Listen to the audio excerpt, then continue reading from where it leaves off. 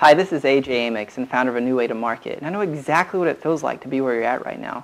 You probably have this innate desire to create music, and you want to relate to people, and you want to figure out what it takes to really explode your career. I know if you're like me, and I've asked tons of industry professionals when we were doing the music thing, and I was asking, what does it take? And they're like, write good music, book shows, hire a manager, hire an agent. That's what it takes to have a career in the music industry and get paid to do what you love to do. But what I had this problem with, and I couldn't figure out really how to take it to that next level, was when I asked managers what to do, they're like, or how I could work with them, they were like, well, I'm too busy, or I don't have enough room on my roster. But you're doing really good, you're creating great content, and you're booking shows, so just keep doing what you're doing. And I remember asking myself time and time again, why won't these people work with me? I really believe I need to work with this person because they have contacts that could really help take me to that next level. So what do I need to do to get there? Or what is it about me that I'm not doing? Are we not writing good enough songs? Are we not performing right? Are we not doing this right? But the reality was, the truth to the matter was this. It wasn't us. It wasn't that we weren't good enough or that we weren't doing things right. We just hadn't built our career to a level high enough where we could work with these people. Because managers and agents only make 10 to 15% of what an artist does. So until an artist is about the $5,000 mark, it's just not economically feasible for them to work with an artist. It's not that they don't want to, or they don't like you, or they don't think you're good enough. It just, they can't eat from it. They can't feed their family. And at the end of the day, it's the music business, and it's about business. So that was what I came to the conclusion to. So I was like, okay, well, if that's what it takes, if that's what it takes for me to hire a manager and build my team and really take me to the next level, then I guess I'm going to have to be the one that's responsible and just take hold of this thing and just do it, So I made that decision that day, and I remember in 2006, I went and bought my first music business book. And I was sitting there reading it, and I was in a May term, and I was studying some art at the time. And after art class, I'd come back home and I'd read this book. And I finished it in like 2 days, and at the end of the 2 days, I was like, man, I got to take control of this career, and I just got to do it. And so then I just had this super awesome opportunity to hook up with this guy named Jimmy Swan with EMG. And he taught me the valuable part of booking and who to talk to and how you network. He hooked me up with artists like Cafe Anderson, with American Idol and Nashville Star, and he's now signed with Dream Records. And he also hooked me up with Rupert Bonham. He's the guy on CBS's Survivor. He's the pirate-looking guy with the big black beard, the big brown beard, and the tie-dye T-shirt. He's like, "Rah!" And he screams a lot. That's Rupert. And he's a really cool guy, and I got to do some really cool stuff with him and Cafe. I got to learn the college market and how you can book, and you can go to a thing called APCA, and you can go out and you can do college tours. You showcase, and you do so what we did with Cafe is I went and represented him, and we did like $10,000 in a week. We went through the whole state of Pennsylvania, touring a whole bunch of Penn State campuses, and it was super awesome, So I want to take all that knowledge that I've accrued over the past 9 years, and I want to share with you in 90 days, because I want to teach you guys what it takes to explode your career, But I want to ask you guys a quick question, because I get this from artists all the time. Is now a good time to be involved in the music industry? Because if you read anything on blogs or you listen to podcasts or wherever you like to get your media from, you're probably hearing, well, the record industry is falling apart, it's in turmoil, no one really knows what to do, how to succeed. We're still trying to find that new model, right? But I have a different belief on that. It is music business. And if we as artists kind of think about it that way, if we take hold of our careers and treat our careers as business, and we become more like passionpreneurs. So we're like musicians that we want to get out this passion, but we're intelligent about the process of how we do it. We can take hold of our career and just explode the thing. And we can go out to the world. We can build our own fans. We can build our own shows. We can build it to a level where we can hire industry professionals to work for us, and we're not working for someone else. We are now, honestly, completely 100% in control of our careers. I want to teach you guys a small theory real quick. It's called the long tail theory by Chris Anderson. And this theory, what he stated in this theory was pretty awesome. He said there was this deal called the long tail, and it had like a head like this, and went like this. And this head was basically what the industry did with all the hits. That's all your top 40 stuff. But then it declined, and it made like this tail that basically leveled out. And this was like this tail was all of these other independent artists. Now with all of today's technology, we can create music from our bedroom, whether it's good, bad, or indifferent. It's content, and there's someone out there that can attach onto that content and is going to enjoy it. But what he found in his studies were that the combination of all the long tails, if you added all the cells up of these guys, was greater than the head. We as artists, as independent artists that take control of our career, we may not have necessarily the ability to go sell 100,000 records or 500,000 records, but we can probably sell 1,000, 5,000, 10,000. Some people are doing 50,000 or 100,000 units, because they've honestly taken control of their careers and they've built an awesome, awesome career in the music business. So, but how do we do this? How can we focus on this long tail? What's it mean to us?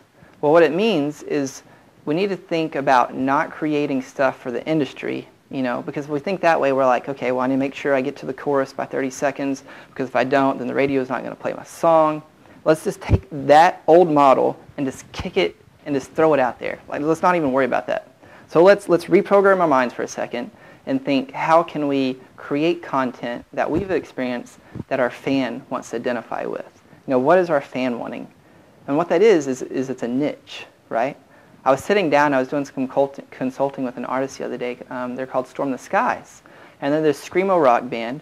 And, the guy has a unique voice, and he has some unique melody lines that he sings with, and it's really cool. But what was really cool about this band is a lot of their lyrical content was all history-based, because the lead singer and the songwriter was a history teacher, or he is actually a history teacher. And so a lot of their songs dealt with, like, the story Medusa, or the fall of Rome, and all this cultural stuff. So I was like, that's really, really awesome. So if we think how we could get their music out to the marketplace, and we build on this long tail theory, let's not worry about creating something that's commercially popular that's going to get radio play. Let's find an avenue where there's going to be people that love history and screamo rock. Or maybe it's just history, and we can introduce them to a screamo rock, and they're like, oh, well, this is really cool because it's talking about history, So let's find podcasts that deal with history and talk about the history in their music. And so it was a different way to expose their music to a wholly different market. And it worked, and it works. It totally works. So that's one way we can tie into the whole long tail theory. Okay, enough about theory, though, because we can talk about theory all day long. Let's get down to something that I can give you, a tip that you can use, like tomorrow or whenever you have a show again, and let's do something that you can use and implement to explode your career. What I want to speak to is, what can you do to sell more merchandise, okay? Why is it that some people, they can perform and immediately there's going to be a line of people for their autographs or just to meet them. There's going to be a line of people that's going to be buying their merch. And other people, they get off the stage and they don't really sell. They may sell a couple units or something. What's the difference? Is it because they weren't good, or was it because their music sucked, or what was it? Well, the reality is it's not necessarily either one of those. It could be they were a great band and both of the bands were just super awesome. What it is their difference to create emotion. They understand that it's not music that sells, it's emotion that sells. See, when people go to a show, they're not going usually to listen to music. They're wanting to go to experience an experience, okay? Like, I remember speaking with tons of Christian artists, and they're wondering, why is it when I go into the church that, people are complaining that they're paying $10 for a ticket, but yet they go to a Jay-Z concert and they're paying $65 to $150 or more? And I'm like, well, it's because Jay-Z understands that it's not necessarily about his message. His message is a slight portion of it. More of it is about the energy that he creates in the building. He understands this concept of he's going to get up there and he's going to pour out his heart and soul and all of his energy into the audience, and the audience in turn is going to give it back to him, and he's going to give it back to them, and they're going to give it back to him, and it's this constant ebb and flow of energy. And if you've ever been there, you can feel it, and you can just feel it. It's crazy. So that's what artists have to do. If instead of us figuring out, well, this is my message I want to get out, which is a really good thing to have, think about how you can deliver that with emotion and intensity. Even when you go into the studio to record a song, be focused on making it technically perfect, because it has to be technically perfect. But people also need to feel your energy from your music. When they take that record or the MP3 or however they're digesting your content, they need to feel what you're feeling, So if you're writing this love song and maybe you broke up with this chick or this guy and you're trying to figure out, and you're just writing these lyrical contents and you're writing the melodies and all that stuff, if you don't pour out your feelings into it, and the listeners, listen to it and they're like, they don't feel what you feel, it's not going to do all that great. But if they can, and then also you can relate that emotion when you're performing live, people are going to go back and they're going to buy your product. because they want to take home a piece of the experience. See, in the business world, if you ever listen to Donald Trump, he says things like, people do business with people they like, know, and trust. It's the same thing in the music business. People buy records from people they like, know, and trust. How do people get to know you, how do they get to like you, and how do they get to trust you? Well, it's because they're able to connect to you.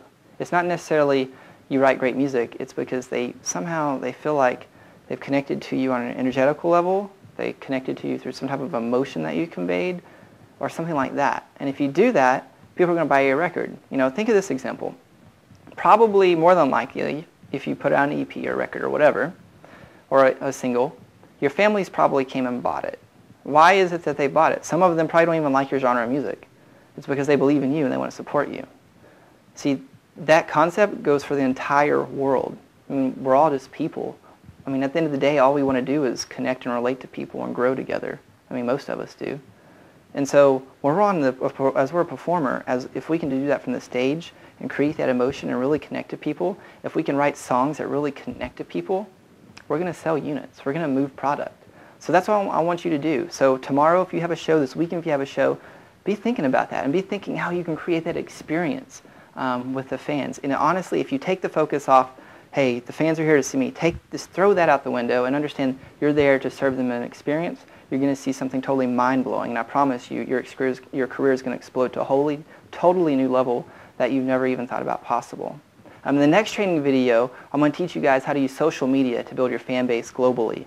Prior to the internet, you know, you were kind of stuck in a local region. So if you're in a small town, you had people moving out to LA to do their thing. You had people moving to Nashville to do their thing, which is all good, and it's still kind of good to do that, but you don't necessarily have to do that.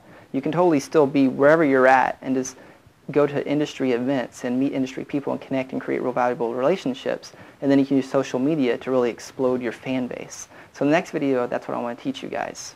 So I look forward to seeing you there, and I'll talk to you soon.